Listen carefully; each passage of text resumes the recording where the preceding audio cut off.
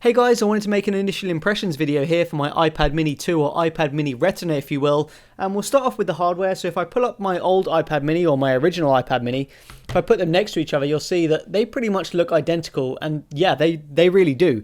Now in real life you will notice that the iPad mini 2 screen, the Retina display over here, does look a lot better than the original iPad mini. It's taken a massive bump in resolution, a massive bump in pixel density. I think it's around 324 compared to 162 of the original iPad, and that is really noticeable when you're looking at websites and things like that, and games just look a lot crisper on the iPad mini 2 as well.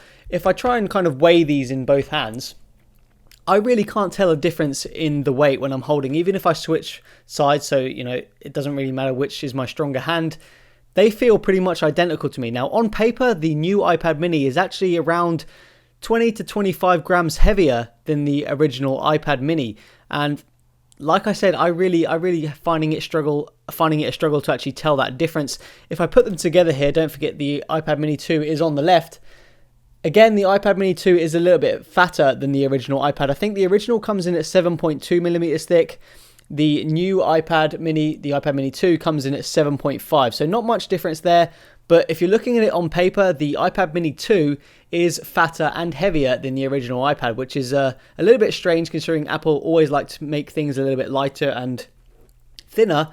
But then don't forget, this has a Retina display. It has a bigger battery because of that Retina display, and it has the Apple A7 chip inside as well. So performance-wise, you know, if I put, again, the original iPad next to it, iPad mini 2 is on the left here. We'll open up Safari. You can see they pretty much both open up identically. Now, I haven't really noticed much speed in terms of the app opening differences between these two. Where I have noticed the speed is in web browsing. That was pretty fast on the iPad mini 2. I'm not going to show you that right now. And gaming. I played Nova on both of these, and the frame rate on the iPad mini 2 was a hell of a lot smoother than the original iPad. Even with its higher resolution screen, it was a much more enjoyable experience. So gaming is an area where you will see a massive improvement with the iPad mini 2.